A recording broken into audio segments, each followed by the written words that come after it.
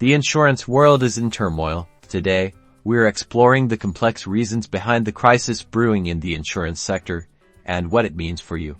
The heart of the matter lies in escalating costs, specifically those tied to natural disasters. California, with its history of wildfires and other events, has seen insurance payouts surge. Regulatory factors add to the issue. States' strict regulations and processes present many challenges for insurers, forcing them to reevaluate their operations. The future, while some states are working proactively to stabilize their insurance markets, the financial constraints can persist. Insurers analyze the circumstances. State Farm's recent actions mirror a larger industry trend which has to do with companies adapting to manage risk. The company's decision to reduce exposure emphasizes the insurance business.